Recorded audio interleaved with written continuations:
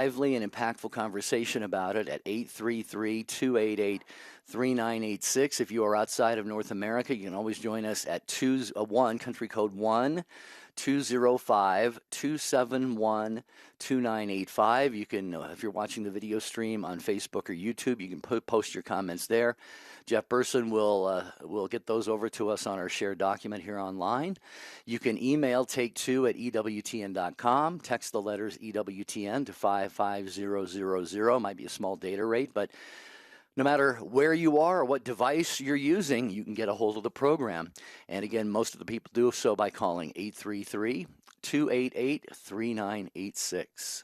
Did you share a number for our international callers? I don't think I heard that. I did, yeah. Oh. But what I was wondering is, how did the United States get one? The country code 1. Country code 1? Yeah. I don't know. Do you know the answer? The first What's one the to answer? ask for a country code or what? Oh my goodness. You see, folks, you see what I have to work with? No, Jerry, I'll tell you what, people don't realize this, but Jerry has an incredible sense of humor. He's got to work with me.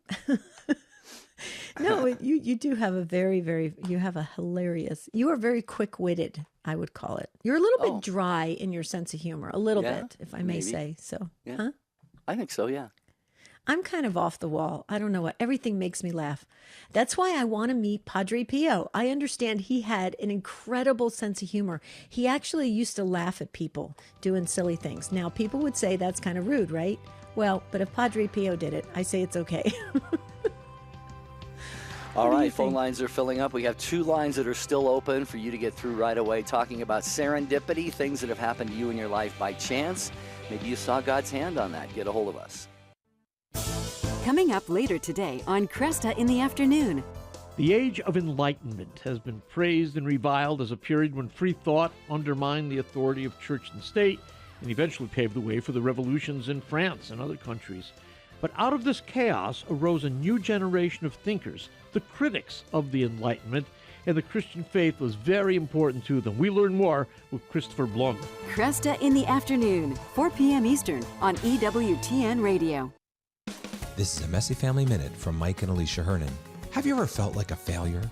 A failure at work, at home, and perhaps even in your marriage? One of the ways to overcome this nagging lie in your mind is to remember who you are. Parents need to remember, before you're a mom or a dad, you are a husband and wife. And before you're a spouse, you're a son or daughter of God. To maintain a healthy perspective in our lives, we need to confidently reclaim our identity. God, your Heavenly Father, will never see you as a failure. He delights in you as His beloved child. That is your true identity. And this is the identity we need to help form in our children. It is by delighting in them and loving them as your son or daughter that they can more easily believe that they are God's son or daughter. Do your children know you delight in them? Do they know they are loved passionately and individually? Imaging God's love for your children is an important role that every parent plays in the life of their child. For more encouragement and resources on parenting, visit us at messyfamilyminute.org.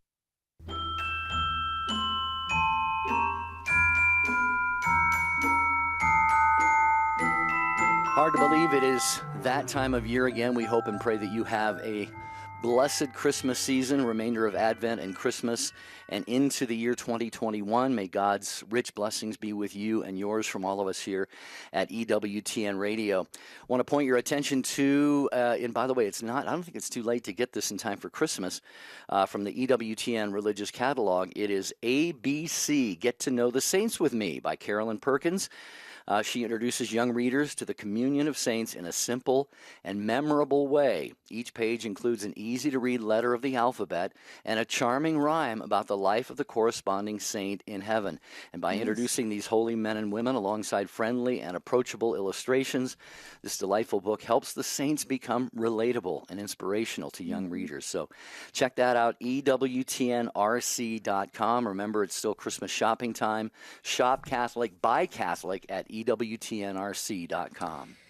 Okay, a lot of people are weighing in because you put out that question, how did we get country code 1? So a lot of people are weighing in. Yeah, we've changed the topic for today. So if you called in on Serendipity, call. No, don't hang up, please. No, but I do have to say we are getting a lot of messages coming in saying you guys very much enjoy our opening intro where we go back and forth and we kind of just, it's just a fun banter back and forth. Yes, we will continue to do that. We're not gonna change that. A lot of people say they enjoy that. They actually tune in for that. I didn't realize that. We didn't know we were that entertaining. We need to renegotiate our contract with EWTN. Really? Just the first 5 minutes. We'll do a 5-minute show. But we do have, here's something that's very important. We do have an open phone line, okay? And Charles made it very clear at the beginning of the show. He said, I want to talk to everybody I can. So please, if you feel prompted by the Spirit and you have something to say about serendipity, if you want to say something about God winks or God-incidences, say that now at 833-288-3986. We are very friendly, and you do not have to be Catholic to call in. We have a lot of Take Two family members that are not Catholic. We have some that are actually agnostic and atheists that listen to Take Two because they like what they hear on the radio, and that's great, and you're part of the family. So there it goes. There's the last line right there. Love it. Charles is going to be so happy. Yeah, well, just real quickly to put that country code issue to rest and get back to our topic, Jeff Burson, our social media manager, I put out there, why did the U.S. get country code 1? And Jeff said, well, Bell was from the United States, ? And Karen in Louisiana emailed and said, does it have something to do with an American creating the telephone? So they're thinking along the same lines, I think. And that could be the case. I don't have time to research it right now, though. Well, and we should really look into that because I was taught in school that actually there's a little bit of controversy on that because actually the original person on the telephone was actually an Italian, but I guess his patent or whatever. Yeah, right, see, wasn't it Marconi or something like I can't remember. Something like that. I'm going to stick to it, though, because I'm Italian. All right, I'll go with Alexander Graham Bell. Okay, where are we going? Hey, we're going to Toledo, Ohio. I heard you guys are getting snow there. It's Mary at Annunciation Radio. Are you getting snow in Toledo, Mary? Yes, we are. There's a light snow today. Is it pretty? Is it a pretty snow or is it one of those like dirty snow things? Well, it's not sticking to the ground very much. It's just a light kind of snow globe kind of snow. Oh, cool! Oh, I like that snow globe. Yeah. Well, hi, Mary. We love your area and Annunciation Radio, so that means we love you. Well, thank you. Same to you. Thank you. So, what do you think about? Thoughts on this? Yeah. So I have watched that movie several times. I always kind of enjoy it because I kind of get a thrill out of the idea that by some mysterious way or from someone's hand, things like that happen. And recently, since COVID hit and everything, my neighbor ladies and I have been walking the neighborhood every day at a certain time. And this particular day, we were a little bit later than we usually go. And I left my phone at home. I always take it, but I left it at home that day because I said to myself, nothing really ever happens that I really need it. So I just didn't take it that day. So we're walking along, and we're halfway through our walk, and one of the ladies said, did you hear that? And I said, no, I don't know. And she said, well, it sounded like somebody said help. And just then, we looked around the neighborhood, and there was a man standing out in his driveway saying, help, help.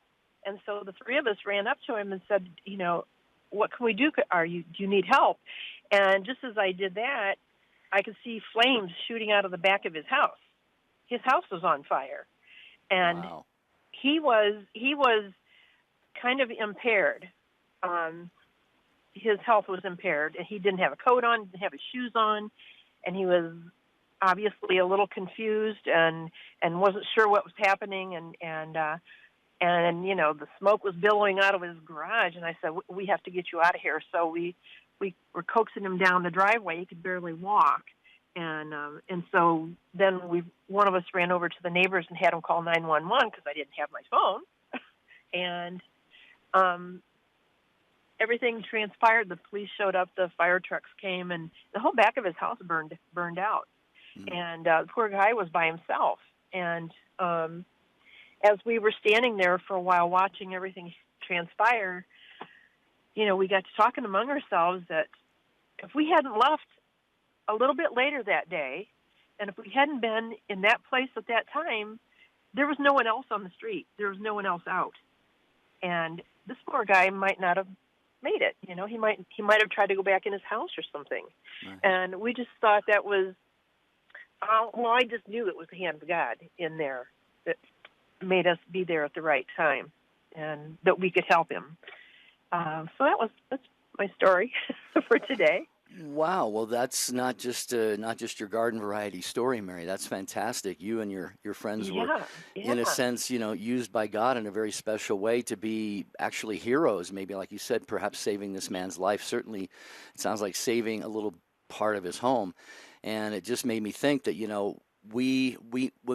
we place ourselves in situations where these things might happen, not knowingly necessarily, but like you said, right. how providential that you started your walk a little bit late and then this happened. And the only explanation for you to do is just look up to heaven and say, Lord, you are absolutely amazing. Debbie, what do you think? Well, as I was hearing this incredible story, Mary, I was thinking to myself, how many times do our plans get changed or something happens and it really disrupts our peace, right?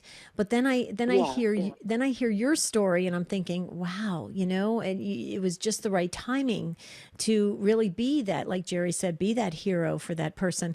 And I think sometimes that we if we can go with kind of the flow, if you will, and see what God has planned for us and what we're ready for and what we're open to, these really incredible things and encounters and, life-saving events that you participated in really can happen. And I think that, if we... And Jerry just typed this over. Thank you, Jerry, because I was looking for the right word. If we feel inconvenienced, if we have that disruption of peace within us, I wonder if the Lord says, oh, you're just not there. You're not ready. You're not open enough. You're not going with it enough. You're kind of fighting. You're fighting the unfolding of events. So it's very interesting. Yeah. That helped your story. It's incredible. And thank you for doing what you did for this man. But it actually helped me to remember that, if plans change, maybe I shouldn't resist it so much. What do you think, Mary? I think so. There, rather than not go at all or we just decided to just go and do it anyway. And like I said, if we hadn't been at that particular time, at that place, right. that gentleman may not have survived. That's right. I feel blessed that we were there, at that time. It made us feel good, and we felt good that we could help him too and take care of what he needed. I think, right. On his end of it too, this gentleman lived by himself, and to me, as a caregiver, it was obvious to me he should not have been by himself, and he should have someone assist him, right. Probably all the time.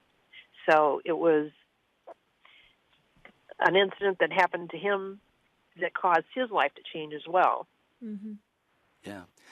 Yeah, the word awe comes to my mind. We just kind of take a step back in awe of God and his goodness after an experience like that. So, Mary, thanks so much for leading off Mary. here. Hope you don't get too much snow. Just drive carefully and walk carefully, too, if you take those walks in the snow as well. Thanks, Mary, for your phone call. We appreciate it. Thank you, Mary. Okay, we're getting some messages coming in. Margaret wanted us to know that she got the books together, Trustful Surrender and Raymond Arroyo's book, The Spy Who Saved the Spy. Why do I keep doing that? The Spider.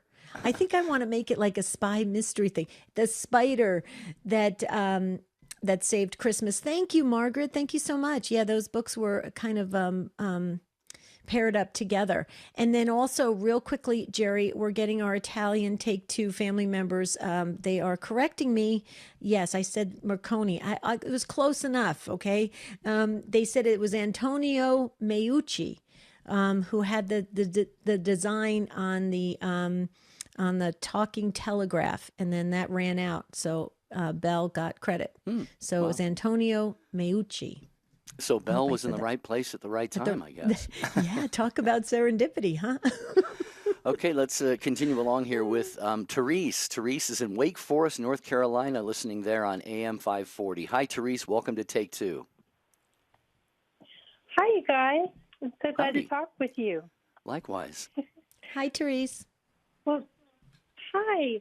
Well, my situation is not as dire as Mary's, but I was on Okinawa for many years, pretty much by myself, and just randomly sat at a table with some other people, and they were like, oh, we're from Ohio in some small town you never heard of. I was like, well, try me.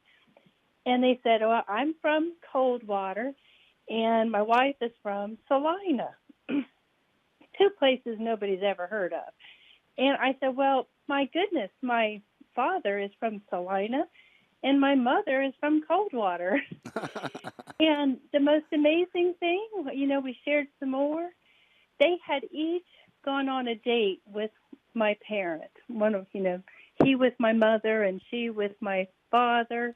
Wow. And just an amazing thing to happen on Okinawa, Japan, from a little girl from Ohio.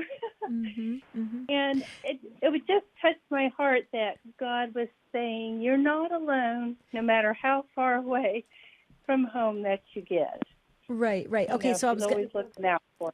Well, Teresa, I was going to ask you that question. So let me, when you reflect back on this chance meeting, or really was it, obviously God said to you, made I think a clear indication to you that you're not alone, and to bring you to that family sense, and to make you think about, your home.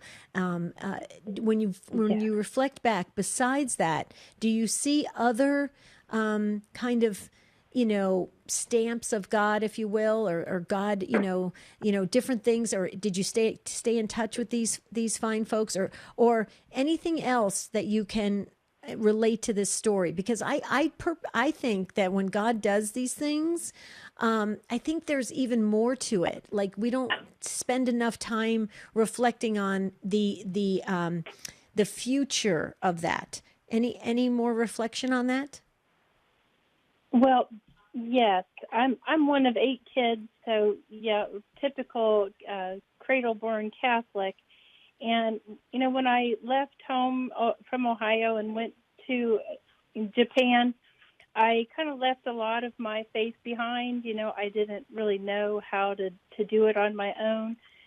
But those kind of experiences, that and occasionally, like, just really needing my family and being so far away, whenever I needed them really desperately, I would find, 4 or 5 cards or letters in the mail from my family, from my friends, a 2 a.m. phone call because they don't know what time it is in Japan. And, it just really, I felt like God was saying to me, come home through prayer, come home through going to church.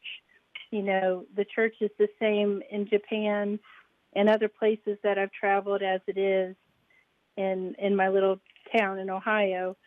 And that always brought me so much comfort, and it still does. I don't live in Ohio anymore, and I'm just very, very much at home at church and near God, and I think that's what he was trying to tell me. Yeah. Thanks be to God for that.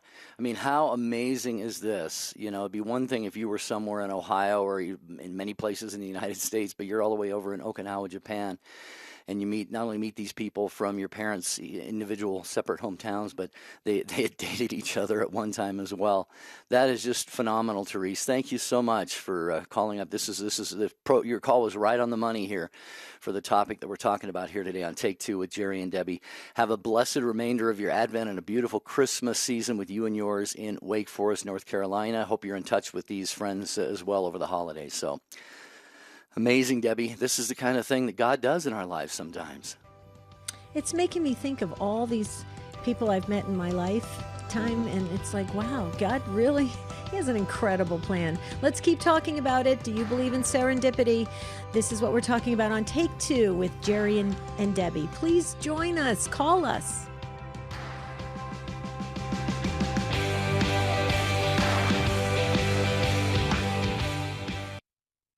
Have you heard about Church Pop? Church Pop features new online Christian content that's fun and inspiring every day. Find it on Snapchat, Instagram, and on the web at churchpop.com.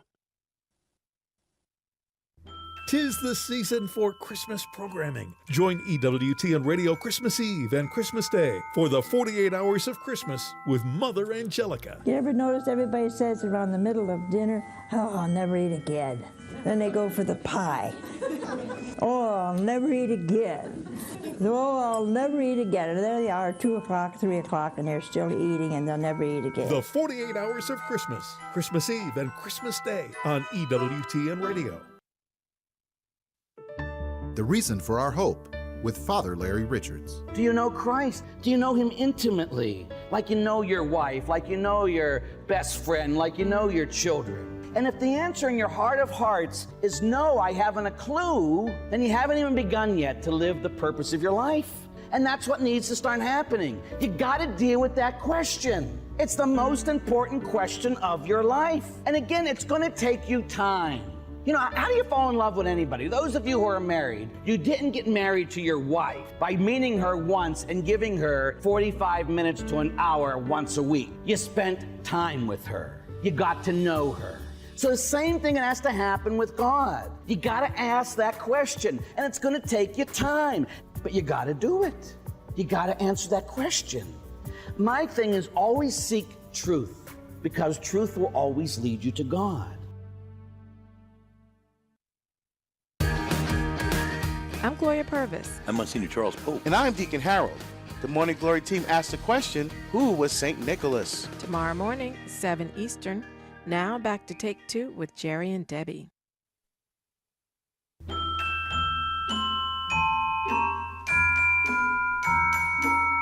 Take Two with Jerry and Debbie on EWTN Radio. Serendipity is something that happens, quote unquote, by chance, and it has a happier, beneficial outcome.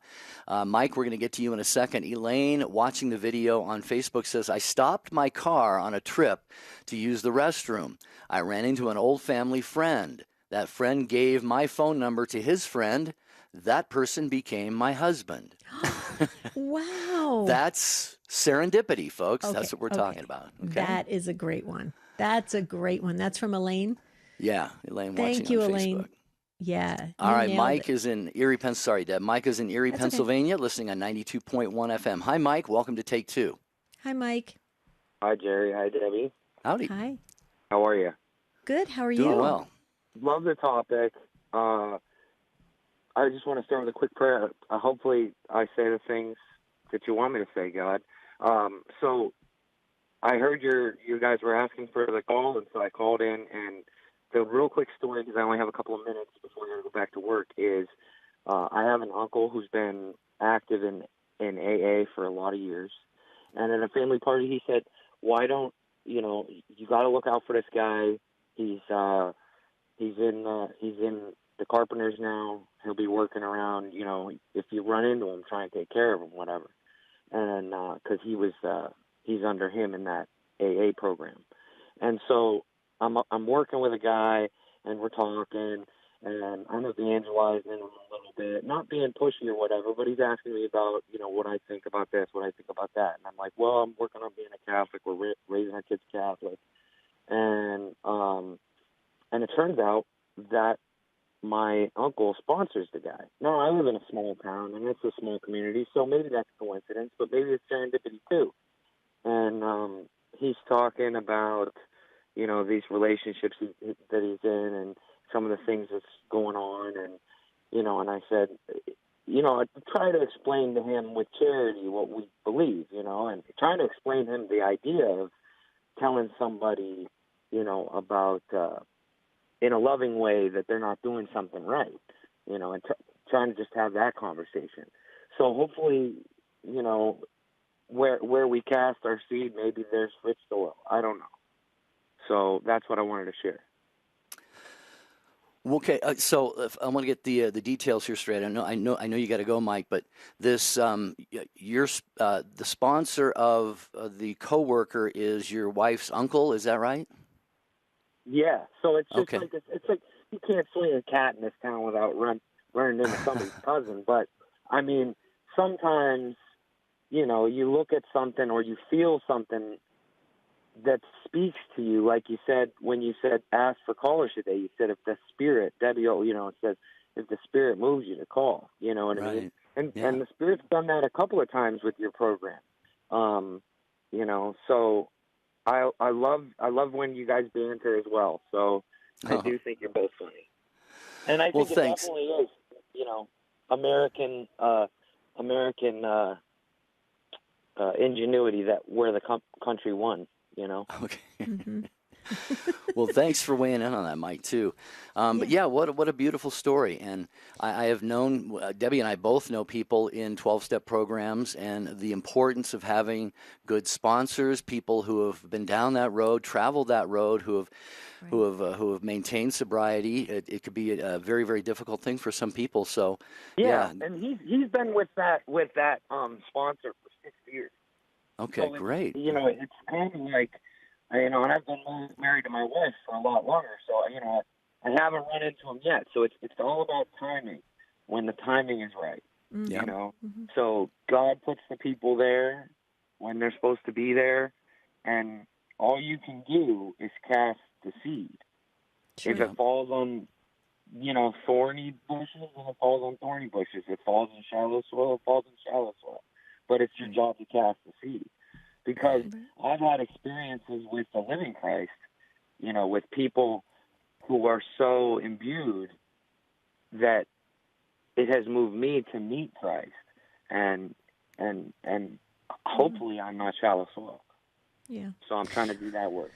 But I think it was beautiful the way you started off your call, Mike, where you said a short little prayer. You know, you wanted God to get to all of us what he wants and through you. And that is so important. And that the key to that is how God uses all of us when we are ready, when we are open. And I think these things, this is my personal opinion. I don't think there's any accident with God. I think God, you know, is very much tapping each and every one of us.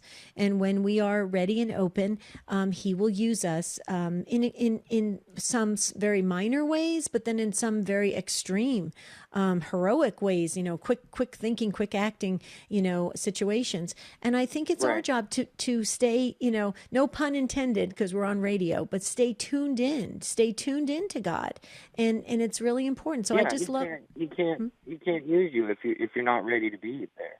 Right. You know? Yeah, because if you're of no service, you're of no use. Well, and he doesn't infringe on free will. That free will is a loving gift from God. And so he wants us to cooperate. And we have a God that is a God of cooperation, a God of community, a God of a group effort, if you will. Look at the Trinity. Perfect example. Okay. Absolutely. So beautiful. Mike, you are awesome. Great contribution today. All right, I'm running over on my break here. Okay. I gotta go be Blame it on us, okay, Mike? I got to go practice another carpenter's work, you know? All right. You gotta God walk, bless you, brother. Walk the way you can. Love you. Yeah. Bye. Thank you. God bless Thanks, you, brother. Mike. David in Quinton Township, Michigan, listening on Sirius XM 130 and a first-time caller. And we welcome David to Take Two with Jerry and Debbie. Hello, David. Welcome to the program. Hi, David. How are you? Good. So what's your experience? I was just calling today. I've heard the word serendipity before. I don't get much time to listen to your show, occasionally here and there when I'm in the truck I'm in now. But what I'm calling today is I've had lots of instances of serendipity through my life. I'm self-employed, and through personal life and business, I've had things. I try to live right, and I help a lot of people, try to help as many people as I can and do right. But what I was calling on today was I felt impelled to call. About 5 years ago, I gave a kidney to a brother of mine. And I made the decision I was going to do it, and I was going to do it regardless. But it was bothering me a lot because several people had told me that they know people that had given up a kidney, and the remaining kidney didn't work out well for them. They had bad outcome from it. So it was bothering me one day, and I happened to be out in my yard. I stopped, and I looked up, and I told God, I says, all right, we're going to do this. It's in putting it in your hands, and it's going to turn out, you know, how you want it to be. I'm going to do this. And before I could even finish getting the words out of my mouth, I physically said it. the worry and everything about it was gone, all the way through to when they knocked me out to do the surgery. I had not one inkling of worry or fear at all about it. I have a lot of family members that are real religious also, and my mom being one of them. And I still think to this day that my mom still doesn't believe me that I had no fear or no worry, because I've had surgeries before, but they were just scope surgeries on my knees. So I've never had no major type surgery before. And actually, when they took me in to prep me for the surgery, I was actually kind of joking with the nurses. They were asking me if I was okay, and I was kind of making a little wisecracks and jokes and stuff. Couldn't believe how it was just totally gone the way that it just disappeared. God took all the worry, everything from me, and everything's worked out great for me and my brother since. Wow. So, David, I just want to... story. Actually, Yeah, go ahead. I'm sorry. No, go ahead. No, when I tell that story there, I've told it umpteen times, and every time I tell it, just happened to me again here telling it now, I get almost makes me cry. I get a little quiver in my lip telling the story. Mm-hmm. Well, David, let me share something, because oftentimes I've given some talks on this idea of bringing God into the discernment process, bringing God into the events of our lives in order to let Him show His magnificence. And then we've talked about it a few times on the show, but you said you don't get to listen that often. We talked about not being attached to the outcome of things. And when we're not attached to the outcome, we bring God into the process. And when we bring God into the process, the miraculous happens. And so, David, what I hear from you in your story, and I did the same thing. I was welling up with emotion, and I actually texted over to Jerry. I said, "May I respond first?" Because I didn't want to burst into tears. I wanted to be able to have something coherent come out of this mouth of mine. But David, what you did, first of all, was the most beautiful, loving act you could do for your brother. It's so beautiful. When I see stories of family members that are willing to give up something that they may need, but they're doing it out of the love, that is Christ, and that's Christ in action. And then for you to go through the emotions of maybe not sure, what this is going to mean for you, and then for you to open that door in that prayer to God, that was the moment, David, this is my belief anyway, that was the moment that God entered in. And that's why you had a peace about you. You were joking going into surgery, and the miraculous, the magnificent worked out for you and your brother. I just want to say thank you to you for two things. Number one, for being so loving to your brother that you were willing to do that. Number two, that you took that moment to let God in, and then He took over. So I just say kudos to you, David. You had a winning recipe there. Jerry? Yeah, I'm just thinking, David, as you were talking, it's a very Christ-like thing that you did, and you didn't think you were going to die from it necessarily, but you knew there were possible complications and so forth. Yet you were willing to go ahead and do that, and that is what being like Christ is all about. So I can't add much more than that to what Debbie said, but I think it was a very beautiful act of what you did. Thank you. Yeah. Thank you very much. I've had. I think I'm not done yet. I know God's got some work for me He wants me to do. One of these days I'll get not being so busy and get to what He wants me to do. But I get stuff happens to me all the time of different things. I've had people that come up and talk to me about religious type stuff, instances, things they've had just out of the blue. I don't come up to them for some reason. They feel compelled to come to me and talk about different things. I've had nephews, I've had cousins, I've had friends. I've recently had a couple of friends that weren't talking too well. One was an ex-military guy, and the other one's his wife meant everything to him, and she just filed for a divorce.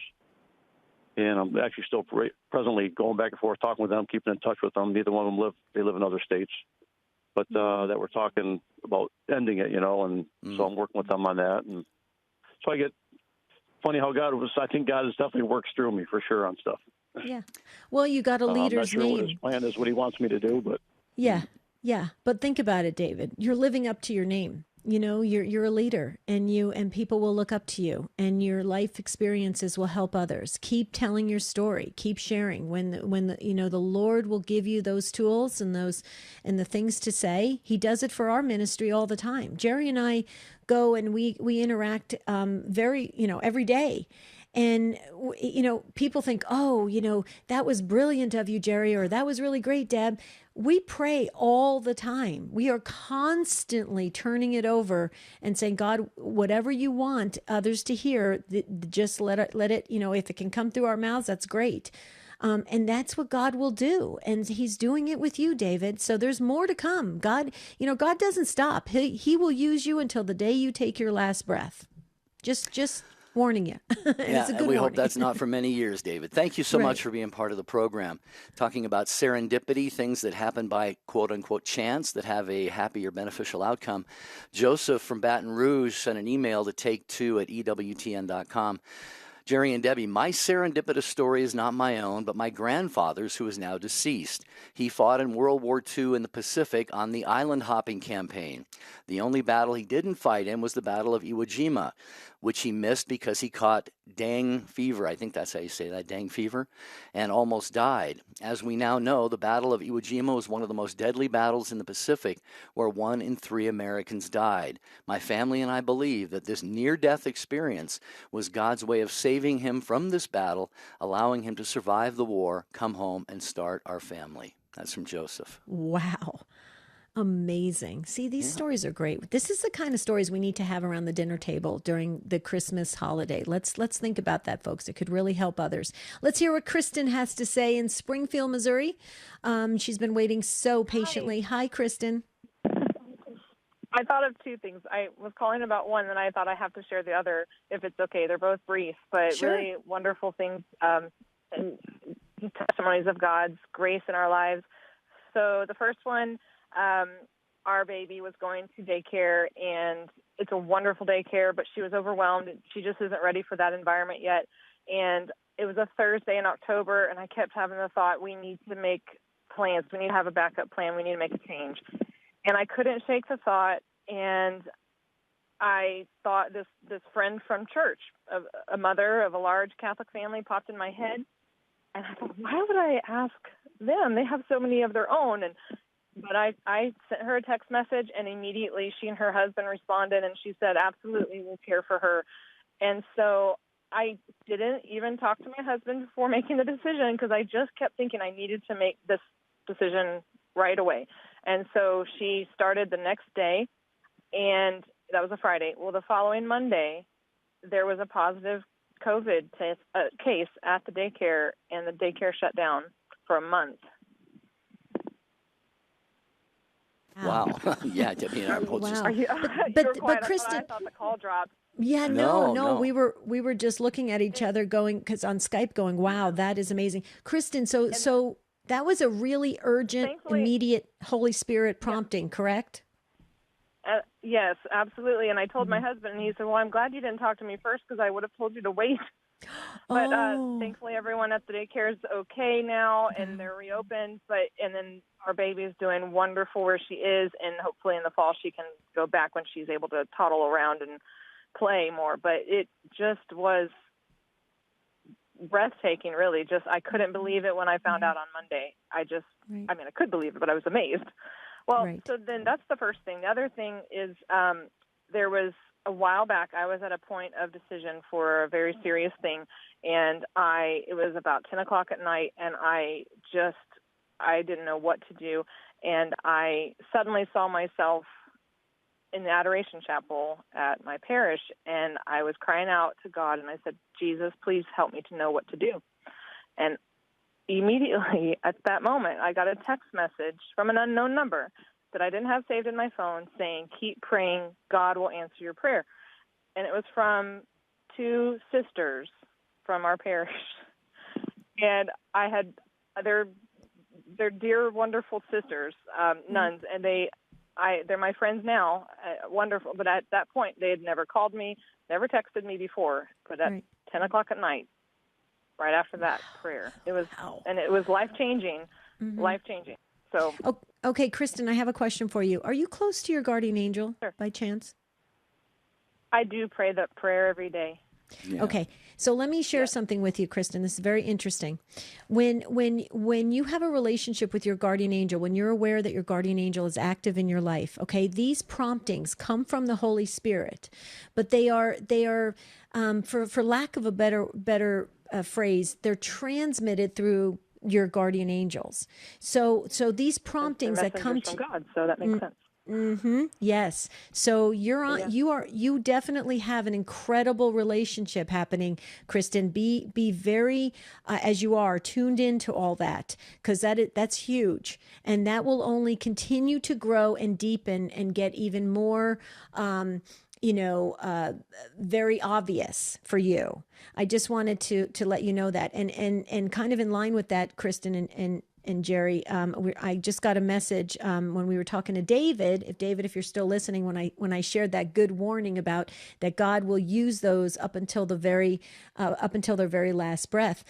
Just keep in mind how many deathbed conversions and things happen when a person is ready to transition that impact those around them, their caregivers and nurses and hospice and everything. So yeah, they just got confirmation. There was a confirmation there that is true, that God will use people right until their very last breath. Kristen, awesome stories. Jerry, what do you think? I agree. Fantastic contribution to the conversation, Krista. We appreciate that. We hope that you will call us again anytime here on Take Two with Jerry and Debbie. What we're talking about today might not be miracles. They might be minor miracles. I don't know however you want to look at them. They're God-incidences, certainly. But there's a show on EWTN that does look at actual miracles. It's called The Miracle Hunter. It's Saturday night, 7 p.m. Eastern Time.